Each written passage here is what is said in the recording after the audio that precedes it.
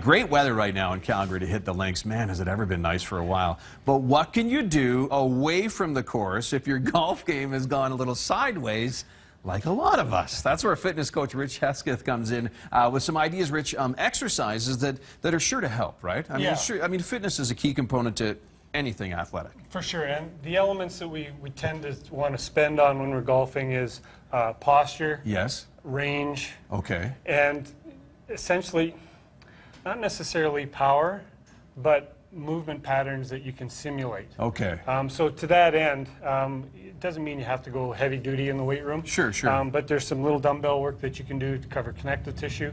Posture is huge. I know we're focusing on the duffers out yes. here, but you look at the pros now on the PGA Tour, and you can see their bodies are in much better shape than 10, 15 years ago. It really has changed. Obviously, Tiger Woods has done a great job of moving that along, and now we're seeing a progression. Some athletes have completely changed. Rory McIlroy's completely changed his body. Oh, I know. Look at him. And to that end, it means they're machines. Yeah. So these are athletes now. They're not just a bunch of guys going out golfing. Yeah. And to that end, they're spending their time in the weight room, and they feel good about themselves while they're out there. Yeah. And their decisions that they make in the fourth round are excellent because they've got the fitness to be able to carry it on. Right? Yeah. Okay. The one area that I found that's been interesting with the system that we've tried to develop with this fitness is that guys end up start hitting longer, which is great, but then when your approach shots come in, you've got to really spend time practicing so you know how far you're hitting into the green. Because I've had comments from people saying, oh, I'm knocking a 9-iron over the green where I never would. Yeah. So that's the time that you need to spend. You need to adjust. You need to make those adjustments. Okay, so let's talk about the fitness things I can do away from the first thing adjustments. First thing I want to talk about really is posture. Okay. And to that end is how you're going to dial your feet into the ground.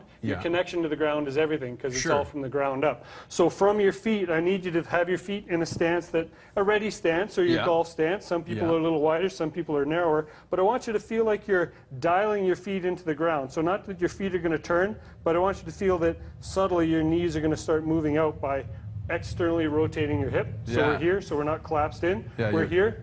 Opening it up. Okay. Hold your belly button into your spine. Squeeze your glutes.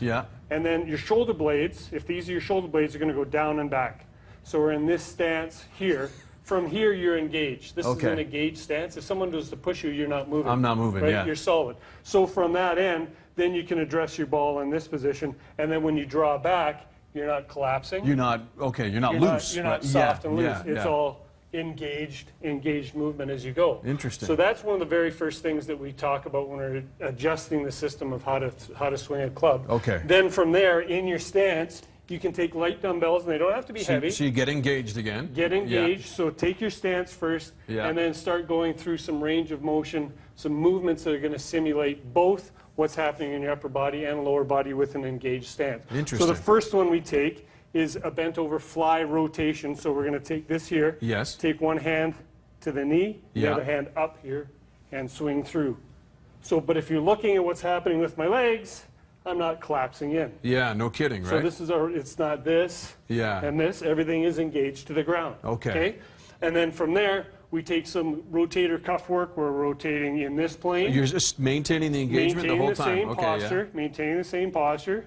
Then we take it from there to an overhead. Okay.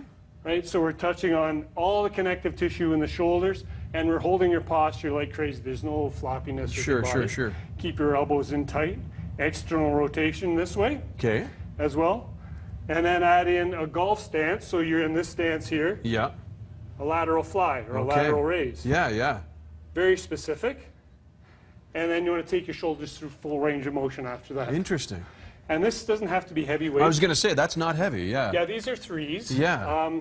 Typically, the most I've seen is around 8 pounds. Yeah. Still to be able to hold your posture. You must be able to hold the posture, right? You must hold the posture. You don't want to be doing this kind of thing and this kind of work.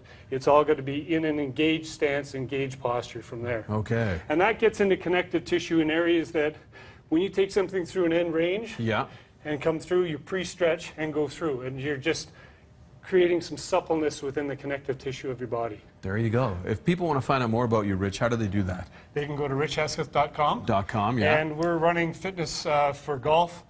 They can give me a call and send me a message on my email. There you go.